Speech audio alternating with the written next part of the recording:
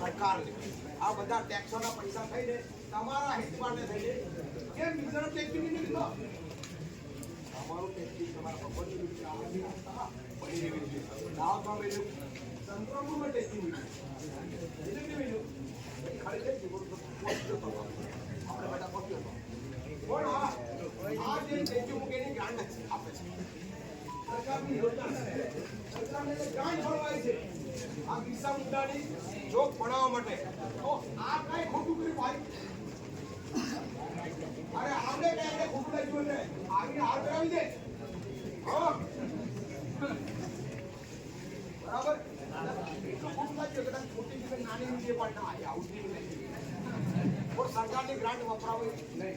સમાજના પૈસા વપરાયા પણ આતા હોતા એકત્રિત મળીને અમારી જે આ મૂર્તિ અહીંયા સ્થાપિત કરી છે એ આ જે મૂર્તિ છે એ અમારા આદિવાસી સમાજના બિરસા મુંડા ભગવાન છે.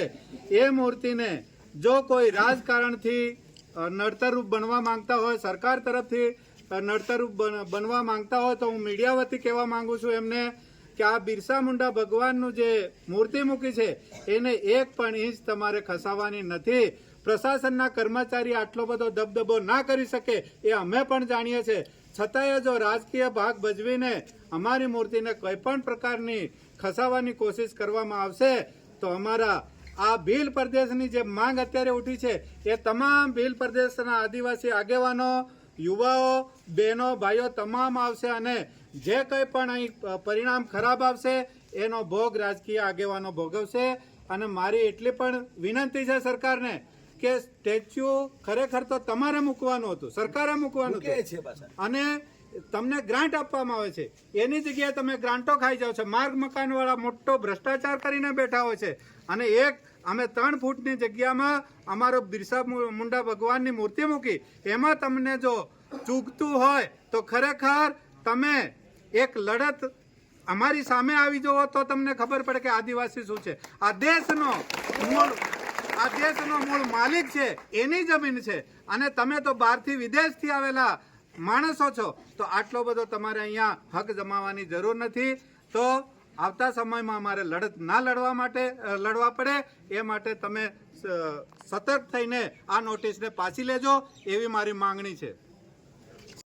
આજે 3 જિલ્લામાંથી એક્ટિવિસ્ટો તેમજ આદિવાસીઓ જે અમારા બિરસા મુંડા ભગવાન અમારા આદિવાસીઓનો આસ્થાનો વિષય છે એને 9 તારીખે છેલ્લા કેટલાક સમયથી 1 વર્ષથી લેખિત વેખિત કરતા હતા કે અહીંયા એક મારું સ્થાન હોવું જોઈએ અમારા ભગવાનનું, પણ તંત્રએ ક્યાંયનો જવાબ ન આપતા અમારા રૂઢિ અને પરંપરા આદિવાસીઓની આસ્થા તેના 3 કા પ્રમાણે અમે ત્યાં ભગવાન બિરસા મુંડાને બિરાજમાન કર્યા.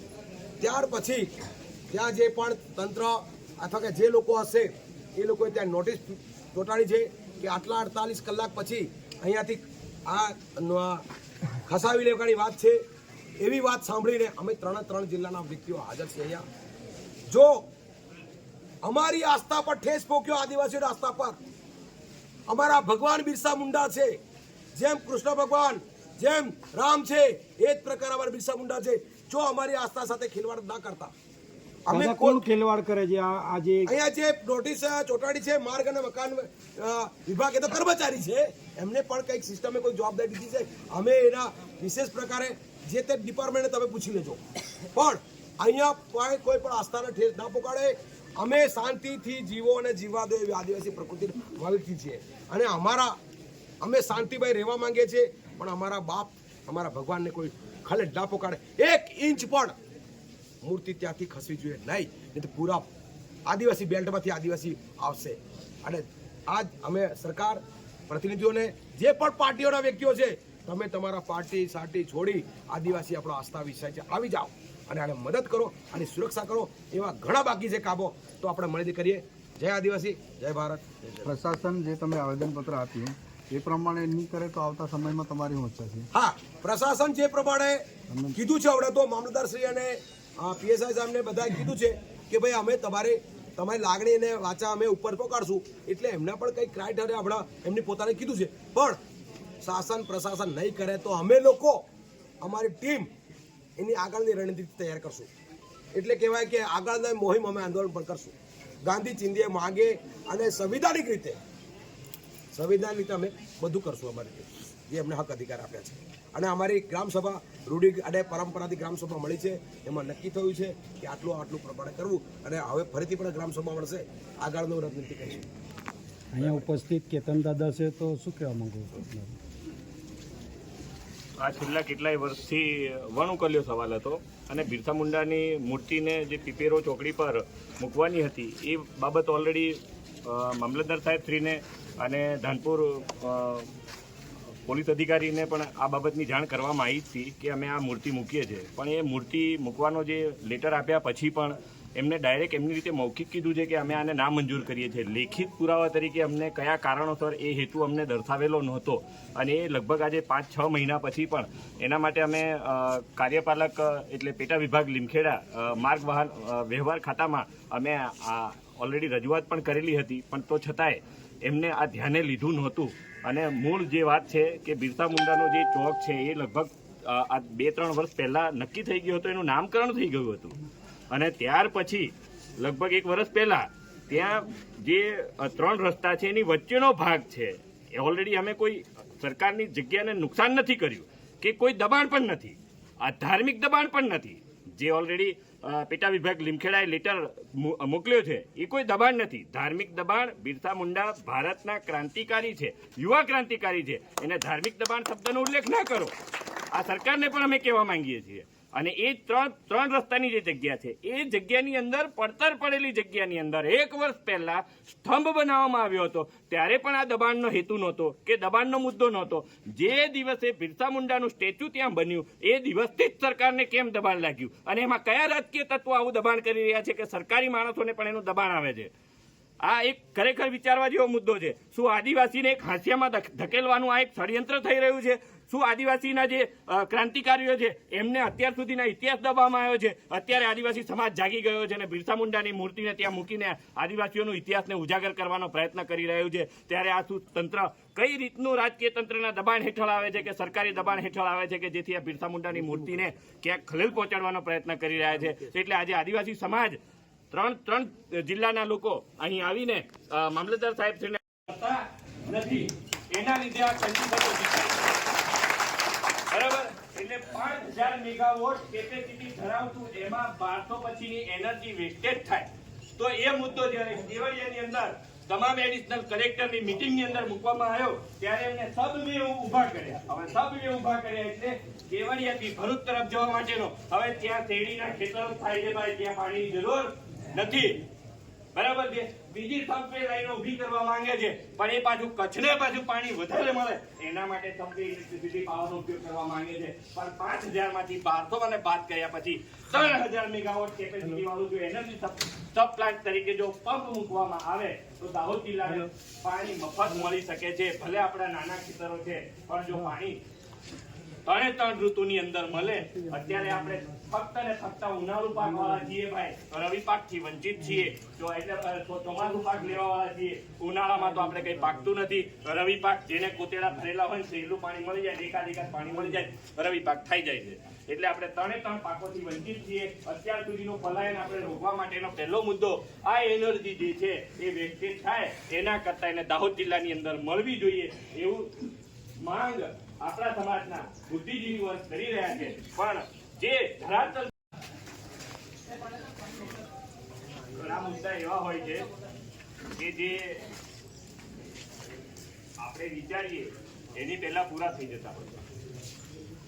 તો હાલ લગભગ છેલ્લા 5-1 વર્ષથી એવો સરકારશ્રીનો દાવો તો કર્યો છે એમને કે નર્મદાનું પાણી દાહોદ જિલ્લાને પહોંચાડવું, એટલે પાઇપલાઇન મારફતે પહોંચાડવું. પણ પાઇપલાઇન મારફતે પહોંચાડવાની અંદર છેલ્લી એમની સીમા રેખા દેવગઢ બારિયાની પેલી બાજુ 30 કિલોમીટર સુધીની હદ પૂરું થઈ જાય અને બીજું કે જે ટીકલોજની હદ છે ત્યાં પૂરું થઈ જાય. એનો મતલબ આપણે એક સીધી લીટીમાં સમજાવો કે દાહોદ જિલ્લાને પાણીથી વંચિત રાખવાની વાત થાય છે. એ વંચિત રાખવાનો મુદ્દો એ ચર્ચા પણ અમારે રાજ્ય લેવલે થઈ. તો એની અંદર એમનો મુદ્દો એવો છે કે દાહોદ જિલ્લો ખૂબ ઊંચાઈ પર છે, દરિયાની સપાટીથી ઊંચાઈ ઉપર છે, એટલે ત્યાં સુધી પાણી પહોંચાડવું એ અશક્ય છે, આવી એમની ચર્ચા છે. એટલે પમ્પિંગ એટલે કે પંપ મૂકીને અહીંયા લાવવાનું. હવે પંપનો ખર્ચો પોસાય તેમ નથી એવું સરકારશ્રીની રજૂઆતો છે. રજૂઆતો એટલે કે આપણે રજૂઆત કર્યા પછી એમનું લખાણ તો નથી, બધી મૌખિક વાતો, જેમ કે આપણે અત્યાર સુધી પહેલા પણ આવેદન આપ્યું ત્યાર પછીની મૌખિક વાતોમાં નામંજૂરી, બાકી લેખિતમાં નામંજૂરી છે નહીં. બરાબર છે. એટલે એ રીતે આ સરકારશ્રીની યોજના આપણને અત્યાર સુધીમાં છેલ્લી વખત સરકાર પણ આવી એ વખતે કીધું કે નર્મદાનું પાણી અમે દાહોદ જિલ્લાના તમામ ક્ષેત્ર સુધી પહોંચાડવાનો પ્રયત્ન કરીશું, પણ એ હજુ સુધી ત્યાં સુધી સ્ટોપેજ છે. ફરી પાછું કહું છું, દેવગઢ બારિયાથી લગભગ 20-25 કિલોમીટર પેલી બાજુના વિસ્તાર ત્યાં સ્ટોપ થાય છે, કારણ કે ત્યાંથી ઊંચાઈનો ભાગ આવે છે, એટલે આખો દાહોદ જિલ્લો ઊંચાઈ પર છે, ત્યાં પહોંચી શકે તેમ નથી. એટલે એનો એક રસ્તો કાઢવા માટે રજૂઆત કરેલી છે. એ રજૂઆત એવી છે કે કચ્છ જિલ્લાની અંદર સરકારશ્રી દ્વારા કોઈ પેટા એજન્સી નથી, હજુ કોઈ ચોખવટ નથી કે અદાણીની એજન્સી છે કે કોઈ અન્ય એજન્સી છે કે પછી મુદ્રા પોર્ટ દ્વારા કરવામાં આવેલું છે, એવું નથી. એ સ્પષ્ટતા હજુ થઈ નથી. પણ આ તમને બધાને જાણ એટલા માટે કરું છું કે આવનાર 2-3 મહિના પછી ક્યાંક મીડિયા માધ્યમથી તમને એવું કંઈક જાણવા મળે કે આ થયેલું શું છે, તો આ તમામને હું જાણ કરું છું. સરકારી તંત્ર હોય તો એમને પણ જાણ કરું છું કે કચ્છ જિલ્લાની અંદર 5000 મેગાવોટ એ સોલર એનર્જી પ્રોડ્યુસ કરવાનું કામ કરશે. કેટલો? 5000 મેગાવોટ. હવે 5000 મેગાવોટ એનર્જી માંથી ઉપયોગ કેટલો? તો કોને જોઈએ છે? તો કે કેવડિયાને જોઈએ છે. તો કેવડિયાને કેટલું આપવું છે? તો કેવડિયાની રિક્વાયરમેન્ટ કેટલી છે? તો 1200. કેટલી? 1200. 5000 માંથી 1200 નાહી ગયા.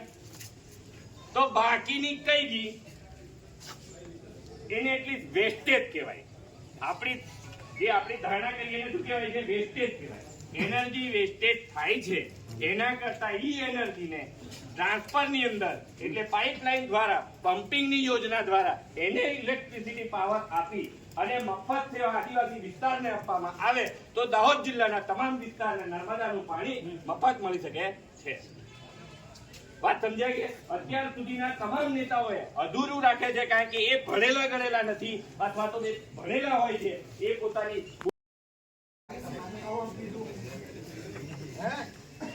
કોઈ અરજી નથી કરી ભાઈ સુપ્રીમ કોર્ટમાં.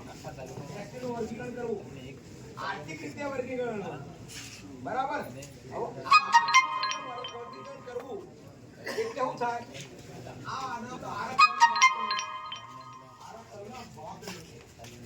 ઓબીસીને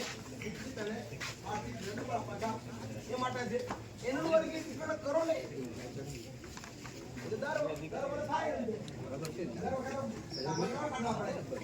આપણું વર્ગીકરણ કરવાના હોય ભાઈ. અમે તો સામાજિક રીતે આપણે આરક્ષણ મળ્યું છે, મૂળ માલિક છે તો